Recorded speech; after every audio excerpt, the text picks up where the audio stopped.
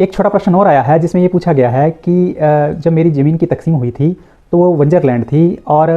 वो उस टाइम मैं जो था वो छोटा था और मुझे होश नहीं थी, लेकिन अब बाद में मुझे पता ये चला है कि ये जो ज़मीन है ये कागज़ों में किसी और को जो है बेच दी है, कब्ज़ा शायद अभी उन्हीं के पास है। तो इस चीज़ के बारे में पूछा गया है और ये पूछा गया कि अब वो क्या कर सकते हैं। देखिए, अगर ज़मीन के कागज़ों में अगर मालिक का जो है वो हस्तांतरण हुआ है, अगर ऑनरशिप जो है वो ट्रांसफ़र हुई है, तो कहीं ना कहीं जो है वो उस ज़मीन को कहीं बेचा गया है या कहीं कोई गिफ्ट डीड वगैरह तो नहीं की गई है। सबसे पहले तो आप प्राथमिक तौर पर अपने पारिवारिक परिक्षेत्र में पता करें कि इस तरह की कोई बिल या कोई अन्य चीज़ तो नहीं की गई थी किसी के द्वारा, या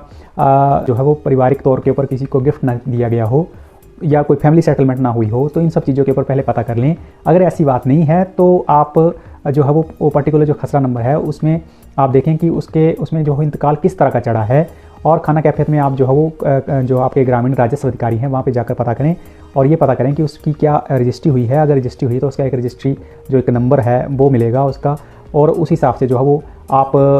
एक सवाल के थ्रू जो है उस रजिस्ट्री की एक कॉपी जो है वो तहसील कार्यालय से जो है वो निकलवा सकते हैं। उसके लिए एक सवाल देना होगा, फिर उसमें आप देखें कि रजिस्ट्री किसके नाम हुई है और किस तरह से उसकी जो है वो खरीद फरोख्त हुई है। तो अगर इसमें समाधान मिलता है तब ठीक है, नहीं मिलता है तो उसके बाद जो है वो आप उसकी पुरानी जर्मनियाँ भी निकलवा के देख लें कि पुरानी जर्मनियों में क्या ऑनरशिप थी और अभी जो ये ट्रांसफ़र हुआ वो ये किस हिसाब से हुआ है। तो पहले इन सब चीज़ों को करिए। उसके बाद अगर आपको लगता है कोई चीज़ आपके मर्ज़ी के अनुसार नहीं हुई है तो आप जो है वो कमेंट बॉक्स में दूसरा प्रश्न पूछ सकते हैं। बाकी आपका ज़मीन से संबंधित कोई अन्य प्रश्न होगा तो जरूर पूछिए। बाकी मिलता हूँ एक अगली वीडियो में नई जानकारी लेकर, तब तक जय हिंद, जय भारत, जय हिमाचल।